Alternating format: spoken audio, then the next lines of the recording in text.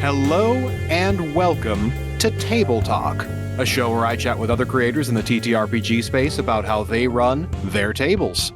I'm Danger Dan Jers, the GM and host of D&Dark, and joining us at the table today is a player from the D&D 5e actual play podcast, DnD404, Dan. Hello. Hello, I am also Dan. Today, D&D stands for Dan and Dan. Get excited. Why don't you get us started by telling a little bit about this particular Dan? Tell us about yourself, your history in TTRPGs, and about your show, DnD404. Yeah, of course. I'll give you the brief rundown on my life.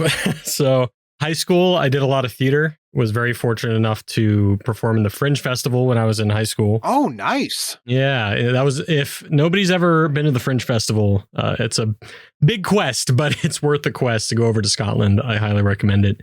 But studied TV film and also majored in graphic design in college. My specialty is usually making videos go viral. But now I'm a player and music editor for DnD404. We've been doing that for 5 years. Our first campaign, the big draw is that we have never played before. We were all streamers and decided to try out Dungeons and Dragons and fumbled our way through our first campaign. So we are now 5 years strong and we have learned a lot, but are still very new, I would say, especially to the D&D community as a whole. What was it like jumping directly straight into the deep end? Oh, I got a great word to describe that. It'd be cringy, very cringy. It's part of the charm for sure. When you listen to the first episode of our podcast of Campaign 1 and the last episode, it is so drastically different. And when I listen back on my own voice and the things we were doing, I cringe so much because I didn't know what I was doing, you know? So there was a lot of, I'm going to do this thing for shock value because I'm just trying to learn what I'm able to do in the game or just create reactions. So cringy might be the most apt term, I would say.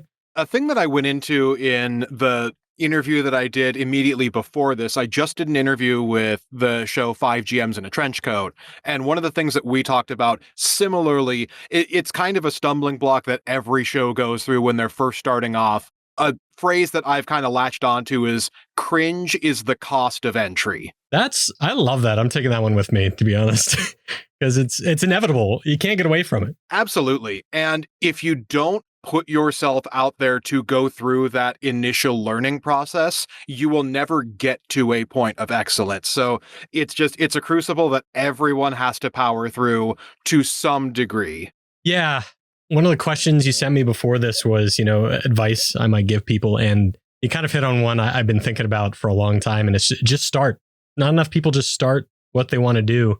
The quality will come later. Just get it going and get that stuff out the door, Absolutely. It was kind of similar with D&Dark. Most of the D&Dark team, we were jumping in for the first time in this hobby. It was everybody involved either never played D&D before or hadn't played in a long time and had never played specifically 5th edition before. It was my first time GMing anything more than a one-shot.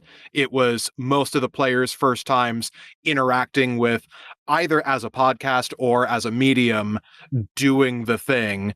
It was basically just kind of a shot in the dark that we committed to real hard and immediately fell in love with. And it was a similar thing too of listening to our first episode compared to the finale of our first season. It is a stark night and day difference in terms of production quality. A big part of that too was before our mid-season finale, we were producing the show weekly, and I GM and edit and do all the sound design. And it was a grind doing all of that week to week to week. After our mid-season finale, we switched to bi-weekly, and that dramatically improved the quality of the show. I could edit the show more cleanly. It wasn't as tough a timetable to be able to get everything turned around on. From what I understand, your show still does produce weekly, but you have everything kind of separated there. Can you tell me a little bit about the under the hood of how your show is structured and organized from a podcast perspective? Oh, yeah. You definitely talked to the right guy for that, because I was the editor for Campaign 1. So there are a few steps here. So, of course, the first thing is you get together and you record, right? You press that red button and you get the thing going. After we've recorded everybody's audio, we do what we call an assembly cut. And that's kind of like the bread and butter to our podcast, maybe specifically, that can be a little different than other podcasts as far as pace and style is concerned. We take away a lot of fluff. We take away a lot of the actions and ideas that don't go anywhere. And we focus a little more on making it feel like a fluid story. And once that's done, it goes to sound effects and then music design. Of course, we mastered the audio on top of that. And it all gets pooped out the other side as a nice kind of Hollywood production podcast.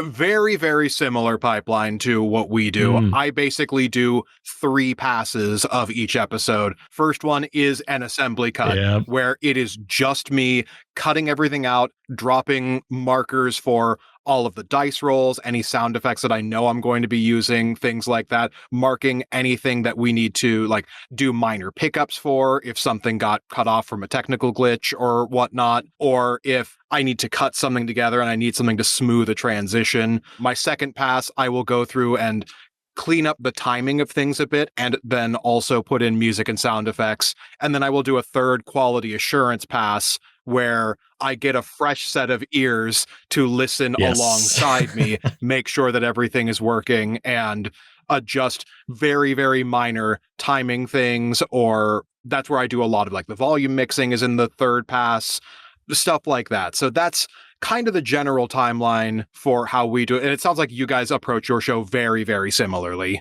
We really do. It's made the process a lot better, especially now that we have an editor. So now that we have an assembly cut editor, I can focus a little more on the music. It gives Tony more time to do the sound effects. If nobody knew, Tony does the sound effects. That's our guy. And something you just said about timestamps and some things sometimes need to rework. We didn't have a lot of time for that in campaign 1, you know? We're kind of flying off the seat of our pants and just hitting the wind at full force. But now that we have the editor and we've kind of created that backlog and created a more consistent pipeline, we have more time now to do those things where we can be like, it's kind of hard to understand what you're saying at this point. Do you mind doing a redo of this take? Or maybe we accidentally said someone's name wrong, you know, and we can put those little things in at the end. Oh, yeah. And that's doing the show bi-weekly has afforded us a lot of freedom and flexibility to be able to do that. For the first half of the first season, I was basically putting out episodes of the show. I would finish an episode the night of its upload day. So it was very, very tight turnarounds. I would rarely, if ever, be ahead. Since we've adjusted our timing, it's been so nice being able to consistently have a small lead on things to be able to afford us better, more higher quality things like that. Consistency is really the key thing I've found. And it seems like you've discovered something similar. You know, it doesn't really matter truly what your upload schedule is, as long as your audience knows when they can expect the damn episodes to come out and what that schedule is going to look like. Transparency is key, you know, just telling people if there are going to be delays, but making sure those come out at the same time and the same days, because when there's that chaos, it's kind of hard to follow as an audience member. And I know because now I listen to podcasts and I get a little frustrated when podcasts are kind of all over the place and don't have a consistent schedule. So 90% of podcasts fail because they don't get past episode 10. You know, once you've made about 10 episodes and you keep that going, you're going to learn a lot about where you've failed. That might be a harsh way to put it, and where you've succeeded, and you can rework from there and keep going. Because if you just keep going, you're ahead of 90% of people out there. Absolutely. So to pivot the conversation a little bit, you actually did something for this interview that I haven't encountered before, where you actually sent me a bunch of questions and discussion topics. Oh, I sure did. So I want to throw that back to you and honor some of those. So among some of what you sent me, it was a lot of things that go into the storytelling aspect of D&D and a lot of like structural philosophical things like how you path stories, how you keep secrets, how you want to go about running the game. So let's rapid fire through these topics that you sent me. So as far as story pathing goes, that's one of the topics that you wanted to discuss. I will drop my philosophy on that and then turn it back over to you. So the way that I tend to structure stories, and this is similar to how I write basically anything, is I basically have a map with several mile markers along the way, and the path in between each story beat is subject to change and is free form and is very loose. I can get from point A to point B however I get there, but the start and end destination points are locked in stone. So for running campaigns, I will do a lot of like, at this location, I will have this event that happens. And then how the players respond to that, how they get from there to the next one, entirely up to them, how they choose to solve the problem. I try to never anticipate what they will do, because that is proven time and again to be a fool's errand. So I set up the situation they walk into, and then however they go about it is entirely up to them. But that's effectively it. I know where all of the significant key points and way markers are, and then the path is entirely up to the players on how they get between each one. Love it. Yeah, I think that's a wonderful, fundamental building block to D&D, because one of the biggest mechanics that increases fun is agency, right? We all talk about agency and how we can increase our player agency.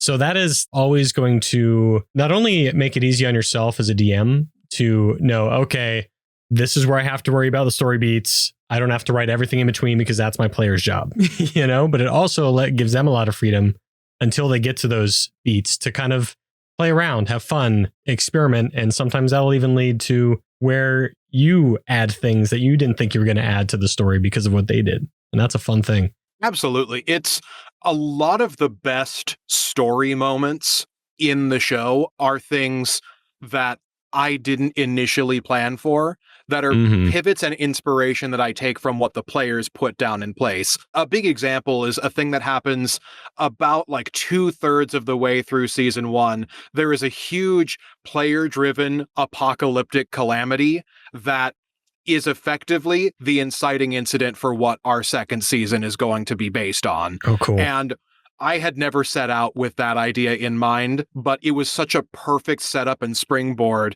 that it's influenced so much going forward. And that's the sort of thing that if you plan for it, it's not going to be as effective, and you're siloed into only what your brain can come up with. So having the freedom for players to influence the story only improves things, at least from my history. Yeah, definitely. I'm wondering how to even transition into my thought about this, because we discovered something very interesting after campaign 1, and story pathing became something maybe slightly different than what we just discussed for us, because after campaign 1, I remember we ended campaign 1 and the story wrapped up really well, but I felt a little unfulfilled.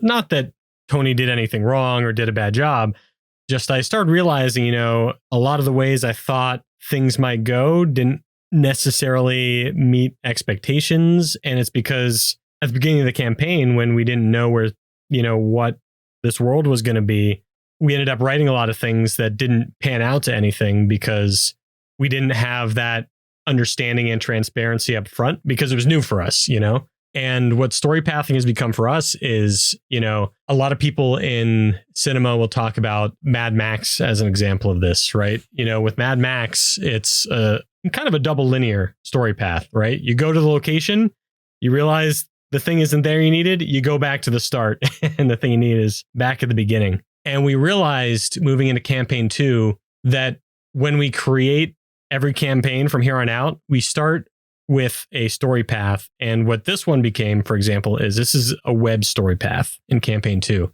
And that means we have a central hub, but there are going to be a lot of things that we go out to other towns, other locations, but everything kind of leads back to the center. Other story path examples are linear, semi-linear, spiral, I'm not sure what you'd call it, but like Atlantis, delving down into the earth. Like an iceberg? Yeah, like an iceberg. Exactly. Thank you.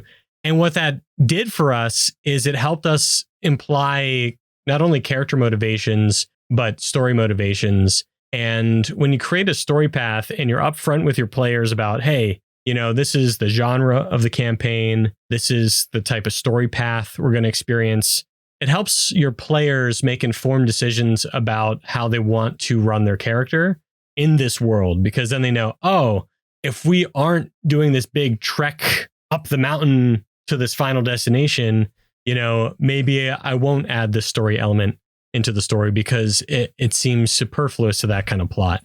And now it's given us all this very clear character direction, and it's making the role play especially feel much more vibrant this campaign. So that is kind of like the overarching idea. And I'm wondering what your thoughts are on that and picking a story path and helping that inform your decisions. I think that structurally from the ground up is a huge thing. We're actually kind of going in the opposite direction. Our first season was more of a web where we had a central hub that we kept coming back to and branching out on, doing minor excursions to other settings within short distances from it. But it was very centralized in a small location.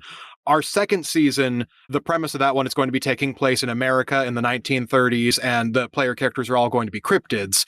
And the literal path that I did from that is I took a blank map of the United States and I drew effectively a road trip path from one end of the country to the other. So we went from a much more centralized kind of web-based story, and we are transitioning to a much more linear, long-distance trek and epic. Very fun. And it's affected a few things, but I think the big thing that you hit on was a lot of it does come down to the prep and the discussions of what kind of story you want to tell and what kinds of things you are pulling from for your characters. A thing that's a little bit related to the story pathing, but I think can be a really good thing for just about any structure that I've started doing now when I run games is I ask everybody, in addition to any like game specific questions, there are 3 questions that I now always ask. What is your character's short-term goal? What is your character's long-term goal? And what kind of story do you, the player, want to tell? And I feel like jumping into any game, knowing those 3 things helps you really shape and form a really interesting and dynamic character arc, no matter what the size and scope of the story is. You can have a really interesting character, even if you're doing a one-shot. That long-term goal, I think, is a really good foundation for what is the thing that my character probably will not accomplish within this story? What is the thing that they are trying to accomplish immediately? And then, do I want them to succeed or fail on that? What kind of lessons do I want them to learn? What kind of story am I interested in trying to shape? Which, that last one, not everybody's going to know. That's not always going to be important to every player to have that planned and plotted out. Yeah. But especially in the long term, as a GM, knowing what my players are aiming for what kind of story they want to tell with their character, what kind of arc they want for them, or just overall for the team, what story we want to tell together, helps me a ton as a GM in planning and helping deliver on what the players are specifically looking for. Yes. And a small word, but a very key word you said there is we. This is the most collaborative storytelling medium I've ever been a part of. And I think that's why people end up getting kind of sucked in, because at the end of the day, we are constantly shaping and reshaping each other's stories by our own agency to do whatever we want in this crazy world. That actually transitions very well into another topic that you said that you wanted to touch on and discuss, which was secrets, whether it's campaign secrets or character secrets, minor, major, or extreme. Yes. I have experience on both ends of that going well and that not going well. So I have very strong opinions on how to approach secrets within TTRPGs. A lot of it comes down to that communication between players and GM above table, outside of the game, of what it is your goal is and what you're looking for. I think secrets are seldom worth the risk that you take by having them, depending on how extreme they are. And the more information that everyone at the table is armed with in advance, the more that everyone can play into it. I think when it comes to character-specific secrets, you will get a stronger result if the players are clued in to what you are doing. When it comes to character secrets, there's kind of a few different ways that you can approach it. A good way that I've seen this framed is open secrets, closed secrets, and semi-closed secrets. So an open secret is a thing where the player characters themselves may or may not be in the know about what's going on, but the players themselves do. So if you have a character who is secretly a werewolf, the other players already know that, but the characters have not figured it out. The players can then lean into the fun, dramatic mystery of that for the characters to resolve. And it won't be a surprise to anyone at the table, but everyone can narratively and dramatically lean into the information that their characters do and don't know. If it's a semi-closed secret, the player knows and the GM knows, but the rest of the table does not. The player and the GM can collaborate on that, work together with that to get that reveal. You still get the reveal for the table, but you have that worked in from the ground up to work with the story and narrative. A closed secret is a thing that only the player knows and is the most dangerous version of this that usually goes the most wrong. Oh, certainly. I'm not sure if I would ever allow a closed secret myself in my games. At best, it is usually inconsequential. At worst, it can be very damaging to the story. And I've seen kind of both extremes of that. Sure. I can see the reasoning, right? I can see where a DM might be excited to be like, oh, I want something that I don't know and I want to be surprised. Sure. But I think you just lose out on so much of that collaboration when you do something like that. Everything you said is resonating very heavily with me right now, because this has been a learning process for us as well. Because when we decided, okay, we're going to do a web story structure, which means we should involve a lot more secrets than we're used to, we immediately started learning on the fly a lot of these lessons you're already spitting out right in front of me. And I immediately discovered the second we started playing, probably like episode 3 or 4, I went, man, this player has something that directly relates to my character. I feel like we should just talk about it and make a better story, and we can give each other little hints and nods in the right direction that might push each other's narratives in a better way than we could if we just waited.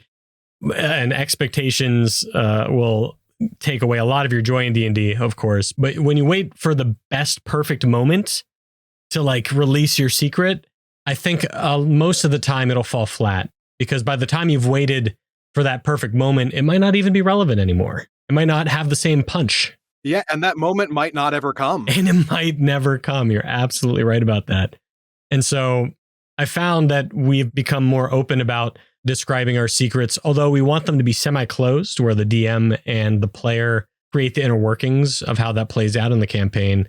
It's become such a great tool to give each other nods on, hey, this is the theme of my secret. Mm-hmm. You know, this is a very clear idea of what this secret's about. I'll leave the reveal for the reveal, but that'll help you maybe make decisions on how we're going to interact with each other to, you know, help each other achieve our goals and create a very interesting narrative. Absolutely. A thing that I'm currently doing in a home game where I'm a player for, that one of the players on D&Dark is running a Curse of Strahd game for a different group that I'm a part of. And a thing that we're doing for that game that I would highly recommend that everybody try. It won't necessarily work well for every campaign, but it's been the most fun version of character secrets that I've ever experienced. It's a semi-closed, semi-open way of going about it. With the setup that we're kind of approaching and going for is that being in the midst of Barovia in Curse of Strahd, your characters, when they enter Barovia and are a part of the mists, it affects your memory. And so we're operating from a sense of minor amnesia. And what Jordan, who's the GM for that one and who plays the Wolfman in season 1 of D&Dark, a thing that she had us do was send to her one truth about our character, one lie about our character, and one half-truth or rumor about our character. And then she randomly sent those nuggets about our characters to a different person on the team. I cannot believe this right now. I have to interject because Tony did the exact same thing for our podcast. That's great. That's crazy. It's crazy bringing this up. Same exact process. Oh, that is so funny. Oh man, but it's been the most dialed in to each other's characters that I've seen in a table setting. Yes. It gave us all an active investment and like a mystery to try to unravel about each other. So we're all very invested in each other's characters because it's been gamified trying to figure out, all right, whose info do I have and how accurate is it? Do I have all the lies? Oh, man. That's such a fun way to play. For anybody who hasn't tried playing that way, highly recommend doing that at least once. Oh, yes. It might be the best way now. I don't know. I'm loving it. I don't know much else to say about it because you made a lot of similar discoveries that I did as we've been playing. So yeah, that investment though, that the investment becomes maximized because now it's a puzzle. Now I'm trying to put pieces together about your character and you're doing the same for me. Oh man, it's good. It's great. Continuing down the list of topics that you sent me, shoot the monk as a GM philosophy and gameplay thing. Huge. Great bit of advice to explain to anybody unfamiliar with the concept. Monks have the ability to deflect missiles and projectile type attacks like that. So the advice of shoot your monks effectively boils down to let your players do the thing they are good at. That ability will never come up if you specifically avoid engaging that so that the player never gets to use that ability. Then why did they pick that character in the first place? So yes, there is something to be said about challenging your characters and playing into their weaknesses to push them. For sure. But if you never let them show off the thing they're good at, then there's no purpose in them playing that character and having strengths to begin with. Yeah, you said most of it right there. I don't even remember where I heard this from, who the person was that said it, but I'm sure this is something that's been passed down for quite a while now through generations of Dungeons and Dragons players. But this goes for not just abilities, but your languages, right? Your languages, your stats, things like that. I have found it the most rewarding when I create opportunities for my players to succeed. And in those moments of success, I have experienced some of the most joy I've ever seen out of my players, in their eyes, in their smile. And I can't go back. It's an addiction now. I just want to give them joy, as much joy as possible when playing this silly little dice game. So if you could just find ways to do that and not get caught up, and we'll talk about, a lot of people will talk about adversarial DMing and how harmful that can be. Not that there aren't maybe good ways to do it once in a while, but if we're constantly subverting our players' abilities and expectations, then it's all chaos. There's no time to be the hero if we're just constantly subverting every single skill and attribute. So I don't have anything else to say about that, but you definitely hit it on the head there, where you want them to feel empowered, or otherwise, why would you play it? Absolutely.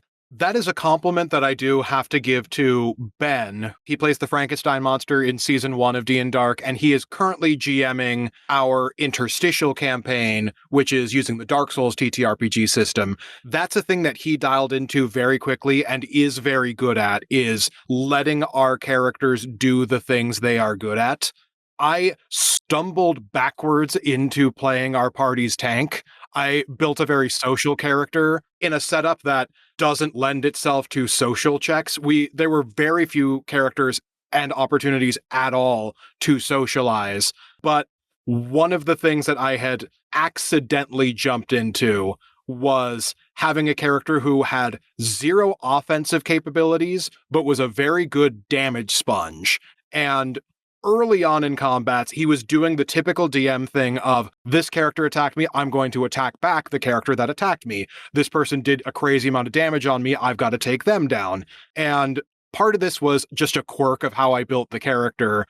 I have no way to incentivize your attacking me, but I can take the hit and no one else can. So the game very quickly for me turned into, how do I convince the enemy to attack me? And I started playing effectively like a fly. I was a very taunt heavy and annoyance character, and the game became, okay. I'm going to annoy the enemies into attacking me and make myself so much of a nuisance that even though mechanically I'm not a threat to them, in order to get me to shut up, they need to attack me and get rid of me. And now I'm taking the hit while everyone else who is more of a glass cannon can focus on dealing the damage. He locked into what I was doing there very quickly and did a very good job of meeting me where I was at and letting me get away with that. So that is a big point of praise that I have for him for how he's been GMing that. Yeah, everybody listen to Dan. I mean, listen to me, Dan, but also listen to this, Dan, because that is some good advice. Okay. Yeah, the biggest skill you could possibly have as a player in Dungeons and Dragons is adaptability. Nothing is ever going to go as planned. And that goes from a story roleplay perspective just as much as a mechanical perspective. So if you can adapt to what your friends are giving you at the table, even if it's not how you pictured it going in your head, you're going to have so much more fun playing this game than you have any other game in your life. I promise. Absolutely. I would say adaptability and communication are the two biggest, most critical things for this, which transitions to another one of the topics that you brought up in PvP. I think that can only work with appropriate communication and adaptability. Bingo. And I'll let you go ahead and take the lead on this one, and then I'll follow up. So what are your thoughts on general PvP? So this is a very fresh one for us because we never really dealt with it in campaign 1. We just happened to have a party dynamic that didn't lead to those kind of scenarios. But we learned very quickly, I think it's around episode 7 of campaign 2. So Kylie, our new actress, she plays Vivian and I play Boram Dumaray. And I'm kind of a shithead at the start of the game. So I'm kind of doing things at my own pace, my own rhythm, that benefit me and not necessarily the others. So I'm going off doing things and she comes to get me, and she, in the middle of this role play, is like, hey, can I intimidate Boram? And we all thought it was like the most wonderful thing because she started yelling and her character hadn't done that before. And it was also a moment of, well, my character respects people that are blunt. This makes sense. And we allowed it. We went for it. But there was a moment afterwards where I went, hang on, there is still mechanically here, there is still a precedent that needs to be set where if I think my character would not act in a certain way, then it's against my agency if we just allow each other to make checks whenever we want. And the very easy, quick ruling, and we'll talk again and again about communication and transparency, the easy conclusion we came to was, well, let's just talk. Anytime this comes up, our rule is you ask the player, hey, could I do this check against you? Do you think that would work in this moment? B, Tony stays out of it completely, so both of our agencies met on both ends. And then C, it just makes both of us feel respected. And if we want to do it, great. If not, no harm, no foul. Then we don't do the thing. And it's not a big deal at all. I think PvP can be done, of course, at the right tables. It's just a matter of communication. Great points. And I agree completely. As far as like actual player versus player combat, I consider that a separate thing entirely from the like contested skill checks and things like that. Most of the time how we approach that is I stay very hands off, and it comes down entirely to like character against character role play. The stats tend to not come into play there. It is usually the players themselves that will request like, hey, can you make an intimidation check against me? And that kind of thing, I think, just speaks largely to their skill as players. I really respect and commend how much they tend to lean into that. But I think you hit the nail on the head where it comes down to communication. And it also, like one of the big things and where the danger of PvP comes into play is how much personal attachment and investment you can get when you tie your identity to your character. I talked about this a little bit with my interview with Mayana Baron, where as long as you can avoid the character bleed and you can keep the inner character conflict separate from being above table and you as players are on the same page, then that kind of stuff can work great. The moment that it starts getting personal, I think, is when you got to like hard pump the brakes. As far as player versus player combat goes, I would be hypocritical if I said I wasn't a big proponent of that, but it has to be something that is planned for and accounted for in advance. Oh, totally. At some point in season 1, everyone except for the Frankenstein monster functionally acts as a boss fight for the rest of the party to deal with. But that is something that everyone generally has awareness going into leading up to the thing, where we know it's coming and have kind of worked out in advance the narrative ramifications and consequences of it. And it's a thing that it's built into the story, and so it's expected to happen. Everyone is on board with it, and it's set up in a way that it isn't lopsided and can be really good narrative fodder for interesting inter-party drama. That wasn't my initial intention, but it just kind of worked out that way, that everybody gets to be a boss fight except for the Frankenstein monster. First of all, that's just a very fun concept in general. I need to find a way to work that into my campaigns. But I think all it really boils down to, like, if I'm trying to think of like the simplest way to put it, you know, players and just people in general want to be surprised, not blindsided. So if you can find a way to just set their expectations, nothing's going to feel like a blindside. That is such a great way to put that. I will be stealing that and using that going forward. So thank you. We're all about sharing on this podcast. This is what we do.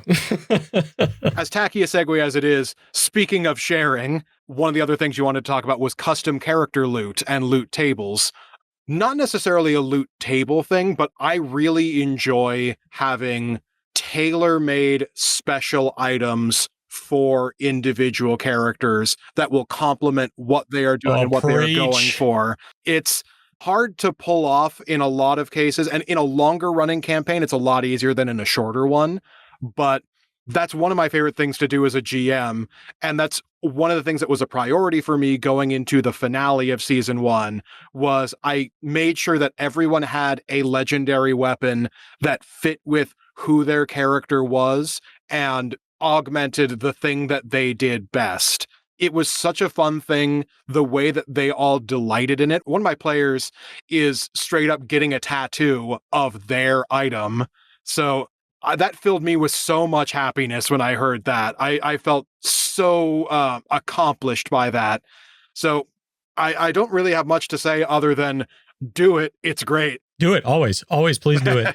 This is definitely a very short topic, more of just a, hey, take it with you DMs. So I use, in film, we use rule of thirds. You know, it's a very visually pleasing thing. But for loot, I use rule of thirds as well, where I always do kind of a 33.333 repeating percent amount of random loot tables, custom items, and custom loot tables. If you go listen to one of the most infamous episodes of our podcast, I think it's episode 43 of campaign 1, there is an item that we got in a random loot table that did something crazy, and we got one of the best reactions we've ever gotten out of Tony. There are some things that can't do what random loot tables do, but at the same time, like you said, you want to empower your players, but more importantly, you want to let your players know that their story matters and that their decisions and the choices they made for their character and their story affect the world. And so when you're giving these custom items that matter, that's not only a nod of respect, you know, player to DM, DM to player, but it's also just a fun, amazing, empowering thing, like a badge, right? To show that you've affected the story. And then the last thing is just every few levels, nobody wants to get like bagpipes when you're not a bard, you know, and you got no bards in the party. Add a loot table. I will always add this every like maybe 10 sessions. I'll add a custom table for each character, and I'll be like, oh, you found a chest. Everybody roll your own personal die, and they'll get something that is specifically off of their class's loot. And if they roll high, they get a more impressive item. If they roll low, it's less impressive, but it still relates to their class. That's kind of the rule of thirds I use in my campaigns. That's a really fun way to go about that.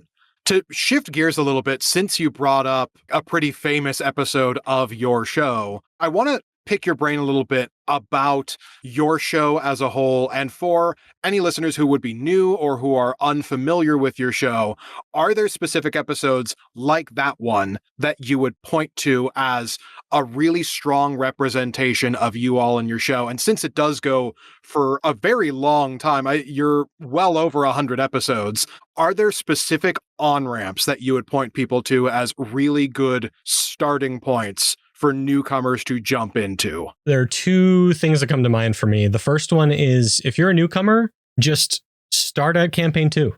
Just go right to campaign 2. We have Kylie. She's a voice actress. She's doing an amazing job. And she's doing what we were doing in campaign 1, where she is very fresh to this, learning, has no idea what she's doing. But now we have all the bells and whistles as far as the quality is concerned. All the audio, all of the sound effects and the music, it's very fleshed out. So truly just start a campaign 2 and you'll be able to follow the story very easily. But if I had to pick, and I've talked about this a few times in bonus episodes on our podcast, but episode 36 of campaign 1, it's one of my favorite episodes. You can probably just start there and you'll still be able to understand what's going on in the story. But the reason why that's such a special episode in campaign 1 is because at the start of arc 3, we have gotten what every party dreams of. They officially have their name. Maybe some people start with that, but we discovered our name. We are the Bloodshard Bandits. That is the name of our party going forward, our adventuring party. But more importantly than that, it's the episode where you can feel us all get it. As new players, all of a sudden, we're locked in. We understand how the role play works, the mechanics, and everything just flows so wonderfully. The humor is amazing. The story is very thoughtful. The music and the effects are all cohesive. It is probably my favorite episode because of that, because you can feel the drastic difference of, here are the players that were fumbling at episode 1, and oh my gosh, look, these guys got sucked in. They're hooked. They're there. That's great. For our show, I usually point people towards episode 16 of season 1. What my line is at this point now is I usually point people to our bonus content. We've done a bunch of mini campaigns as Halloween specials or interstitials, things like that. So I usually point people to one of those because they are low investment. It's usually 3-4 episodes, with the exception of our current interstitial campaign, which is going longer. But our bonus stuff is usually 3-4 episodes, self-contained story that you don't need much more context for. And what I tend to say is, if you don't gel with our sense of humor and you don't like our mini campaigns, you won't like our bigger campaigns. So that's usually where I point people to start. For our actual full campaign, episode 16 is usually where I point people to start, because it in and of itself is not an especially out there or special episode, but it's the beginning of our first character-centric plot arc. And the arc that it's attached to, it is where the show became what I wanted it to be from the outset. Mm-hmm. That's not to disparage the first 15, but a lot of that was setting up exposition. It was us getting our bearings, getting the players leveled up to a decent degree, kind of slowly establishing the world and us kind of finding our footing. So that's usually where I point people to start for that one. A thing that we try to do, and I really commend Jordan for this, for the artwork. She tries to do a unique thumbnail art for each big character-centric plot arc that we do. So there is usually a visual representation of, all right, this is the Wolfman's arc because there's a big old werewolf in the thumbnail. This is the Mummy's arc. There's a big old mummy in the background. This is the one where we've got Dr. Jekyll. There's Jekyll and Hyde in the thumbnail. And so she'll do custom art for each of those. And she is fantastic at that. We do that to try to make it visually distinct, break stuff up for the listeners, and also have a clear visual indicator of what part of the story we are on. Yes, Dan. Yes. We do something similar. Ours is much simpler than that, but we have a campaign specific logo every campaign. and we just change the color for every arc and choose a color that matters for that arc. And it's an easy way for our fans to be like, oh, I love the green arc. That's a Shadowfell arc. It's my favorite, Makes it easy to talk about. Oh, yeah. I love and really appreciate when shows do that. And we're very lucky that we have a good artist as one of the players and like core foundational pillars of our group. And she cranks out spectacular art for us on a regular basis. So very, very lucky to have her on the team to be able to do that. Man, that is so cool. Yeah, that wolf art is the one that drew my eye immediately. And you do something similar to us. We'll sometimes try and link titles to popular culture, like The Wolf Among Us is a really good one. Thank you. I have a lot of fun coming up with the titles for these. It's actually my philosophy for our titles changed as the show was going. When we first started out, I was very inspired by a lot of the like rhyming wordplay that Scooby-Doo titles tend to do. And so I was trying to emulate that early on. And then it hit a point where I was just enjoying more having thematically resonant titles. Yeah, we had a similar progression where some things started silly, but then ultimately we landed on whatever the most impactful moment is of the episode, the thing you remember the most is what the title should be about. And then from there, we kind of go into, maybe we'll make it pop culture themed, or we'll make it, similar to another title. If you ever have Tony on here, please ask him about Rocktopus. I don't know if I even need to say much else about that, but that is one of our favorite titles to this day. So just keeping an eye on time, Are there other miscellaneous things? I know we didn't get through all of the topics that you sent out. Are there any others of those that you want to make sure that we hit on, or any other miscellaneous things about your show, about TTRPGs in general, that are important to you to hit before we wrap up?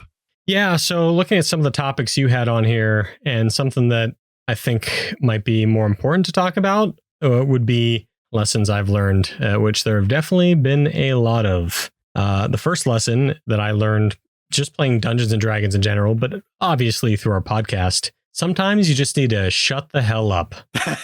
It's very enticing to get a quip in, and insert yourself in moments, feel included. But I have personally found that there's a much greater payoff, less time wasted too if we're getting functional about it. But there's a much greater payoff when you let other players live their moments and watch them experience those important character moments. If you're quipping every second of the podcast, sometimes it takes away from the gravity of it all. And so it's not to be like, hey, stop talking all the time. It's just find times to interject, but learn to be able to shut up and let someone have their moment. That is one of the biggest things I can say as a player that I've learned. Absolutely. Completely agree with let players have their moments. And for players to the GM, letting the GM have their moment too. Oh, yeah. Is crucial. It's very, very easy to undermine the severity of the situation or to downplay the big bad or things like that. And it can be very fun to get those digs in, but you have to allow for some moments for your GM to let them get their big monologue in. The GM is just as much a player at the table as the players. 100%. So allowing for stuff like that, and choose your timing appropriately if you are going for an emotional whiplash. It can really detract from heavier emotional moments. Sometimes it's worth it.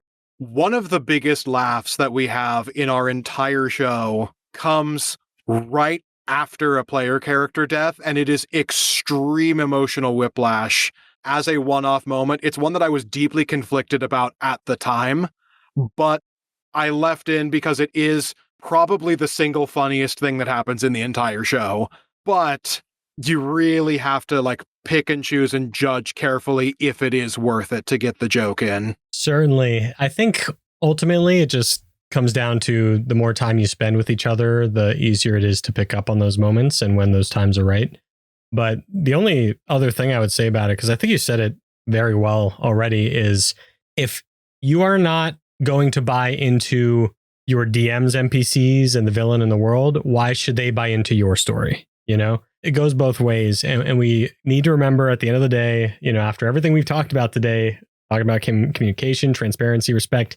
Even if like your character might spit at a moment, sometimes it's cool to sit back and let your character go, whoa, that was cool. Give another character a moment of respect and like be their wingman, be their role play wingman and show them that their moment is cool. Because that just leads to more immersive storytelling, I would say, across the board. Oh, absolutely. Man, that was a lot of wonderful stuff. Yeah, thank you so much for bringing me on and sharing a lot of your own insights. I have learned a lot. I think you'll always be able to take a few things away during these conversations, and I certainly have. Oh, absolutely. I learn something new from every one of these conversations that I have, and I want to throw the thanks back to you for coming by to chat with me. We've covered a lot of ground, and this has been great stuff. Yeah, this is my favorite kind of chaos. Thank you for sharing all your insights, your wisdom, your humor, of course, and been a blast. All right. Well, before we close out, can you remind our listeners one more time where they can find you and your show? Yes. So if you do venture over to the DnD404 podcast, DnD404, I play Minas Pebblewalker of the Ivory Boulders, a tiny little Minotaur ranger, and Boram Dumore, your Bog Frog Artificer. You can find us anywhere you get your podcasts. You can go to our website, DnD404.com. That's really all there is to it. We just have this fun hobby podcast we do on the side, all of us, that, you know, makes life worth living for us, playing once a week with each other. So go give it a listen. Absolutely. And those links will be in the description. So thank you again one more time for coming by to chat with me. Dan, to another Dan. It's been a damn good Dan time. All right. Well, one more time, everybody. I'm Danger Dan Jers, the GM and host of D&Dark. I've been chatting with Dan from the DnD404 podcast, and this has been Table Talk. And I hope you enjoyed what we brought to the table. Thank you so much for listening to this episode of Table Talk, created, hosted, and edited by myself, Danger Dan Jers, with artwork by Jordan Nelson. Our guest this episode was Dan from the DnD404 podcast. Links to his work can be found in the episode description. If you're interested in being a guest on the show, reach out to us at dndarkpodcast@gmail.com. Our theme song and outro was created by Jeremy Vellucci. Check out more of his work on Instagram at JeremyVellucci_Wreck of Time. Thanks again for listening, and we'll see you next time we have a guest take a seat at the table.